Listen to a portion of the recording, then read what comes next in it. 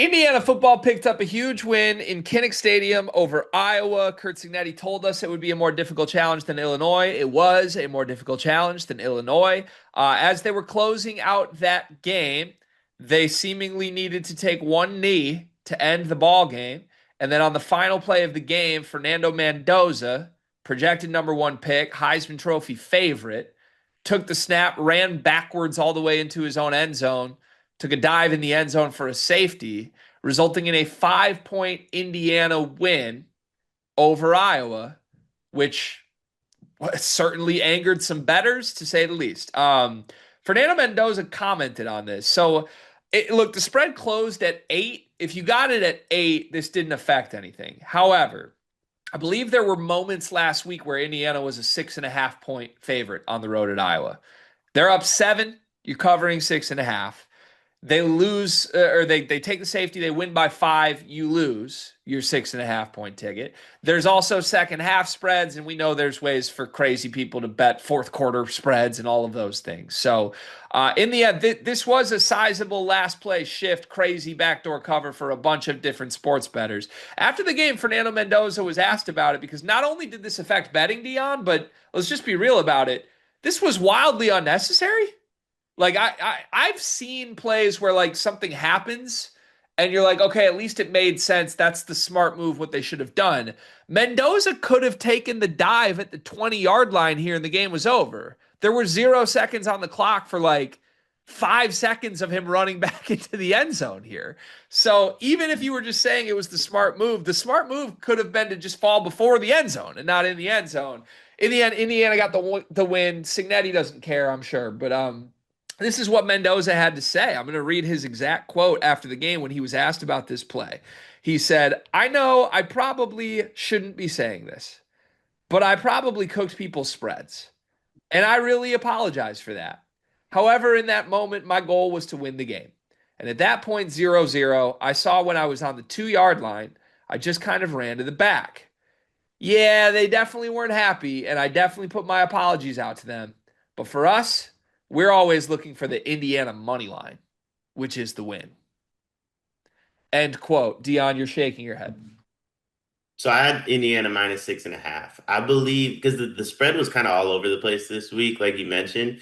I believe I caught it at 7, and then I bought half a point because I was like, yeah, I'd rather just like win with a touchdown instead of like have to get over 7. Straight up, turn the game off. It wasn't until I want to say that game ended around like 3:30 my time. I was doom scrolling Twitter well after my parents were in town. We went to dinner after I got off work. I'm doom scrolling Twitter probably like 10 at night. I see a tweet of Mendoza running into the end zone in a 2013 game and thought to myself, did I just lose this bet? Go to check the app, see I lost the bet, went back to Twitter. I'm like, maybe this is all AI. Maybe this is all made up. No, I lost the bet because he took a safety when there was 3 seconds left in the game, and he ran 40 yards, G. Like it wasn't like they were on the 10 and he just ran back. Like he literally ran backwards 40 yards. And there were zeros on the clock. He was I studied it. He was at the 22-yard line when the zeros hit because I've watched that video probably 1,000 times this weekend because we hopped on this call. I told you how much money I lost this weekend. It started with him.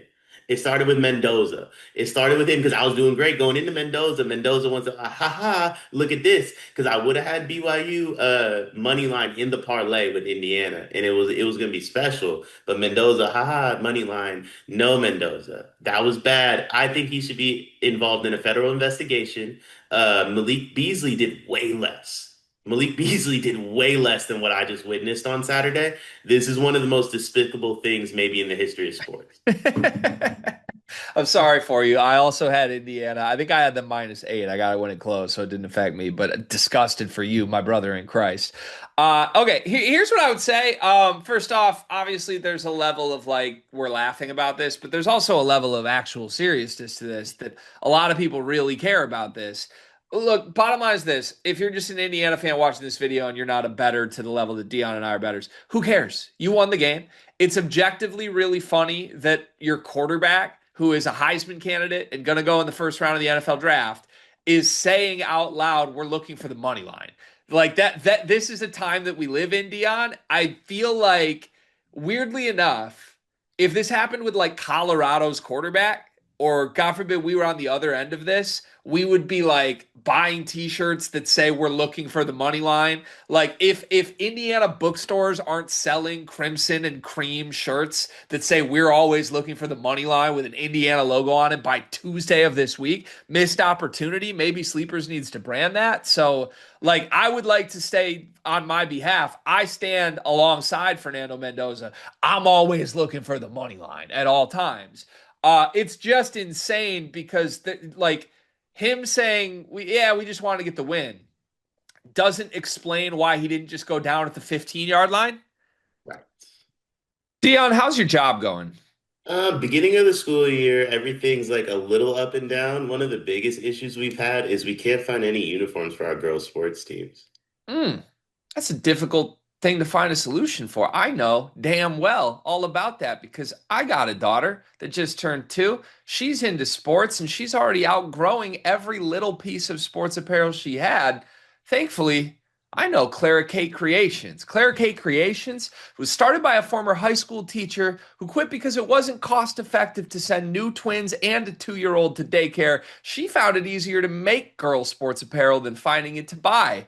And I am so thankful that she exists because if we have an old shirt of Murph's that she's outgrown, we can send it in and she takes that piece of apparel that means something and upcycles it into an outfit that Murphy can now wear as she grows up. She makes great stuff. It's honestly kind of like your fullback's wife, Kyle Juszczyk. Is that how you say it? She does that. But honestly, I think Clara Kate's coming for Mrs. Juszczyk's job. I love that. I'm a big Juice guy, love his wife. Love Claire Kate even more than both of them, though. You can send in your own custom ideas and she will come up with a design. She's just the best. Look up Clara Kate Creations on social media, Facebook, Instagram, and more. You still got the win. Like clearly it was not needed. It was the same level of smart play, secure the win to dive before the goal line than it was to dive in it. And that is legitimately suspicious. Now, I'm not trying to accuse Mendoza of anything. I'm not. I think he was just having cute words in the post game and having fun with this. However, we are in a time where there have been numerous investigations and scandals of college athletes that have been involved in point fixing and betting, players that have lost their eligibility, players whose careers have ended, whatever. You have to take this stuff seriously. And I'm not even worried necessarily about the action of what Mendoza did here. I don't think that's all that suspicious. Quarterback just decides running backwards is the safest way to win the game. Whatever. Okay. The fact that Mendoza unprompted is at a post-game podium, Dion, using the words money line Yeah. and like explaining that to people, like, oh, that's what that means.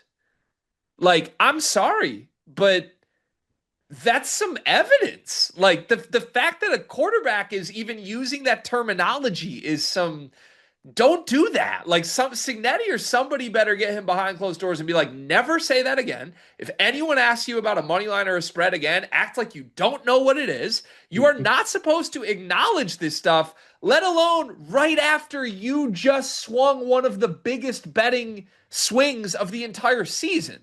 So, like, on a serious note, rein it in, Mendoza, because I'm not accusing him of this, but you are going to be under watchful eyes if you're at the podium talking, yeah, we're on the money line. And that's what he said after this game, which is insane. But who cares? In the meantime, Indiana keeps winning. Yeah, so he's under my watchful eye. I will be watching every Mendoza stat for the rest of the year, and I'm going to clip it, and I will snitch. I have no issue snitching. If I see something, I will tell the FBI. It was a trap line too. Like for those of us that bet Indiana in some form of fashion, there was no reason we should have got out of there winning. Like we were on the wrong side, and somehow we were gonna get it, and he did what he did, and now we're on the wrong. Like we got what we deserved, I guess you could say. I'm gonna give Mendoza a few different ways he can hit the money line though, without making the rest of us lose money. You could have a better completion percentage than 56 and a half. You can rush for more than 3 yards per carry. You could not throw a pick. You can complete more than 13 attempts on a Saturday. There's a lot of different ways. You can hit the money line without sprinting 40 yards behind you with no time left on the clock. And a lot of it involves in you just understanding which receivers are actually on your team and completing the pass to your team and not to Iowa. And if it wasn't for them deciding to do a cover zero blitz in a 13-13 game, leaving a receiver one-on-one and him breaking a tackle, you stunk it up for 60 minutes. And then, oh, I'm only worried about the money line. I sprinted 70 yards away from me. By the way, I'm gonna study the Iowa Stadium. If I find out he was staring at a scoreboard, G, he needs to be investigated like right now. Right now.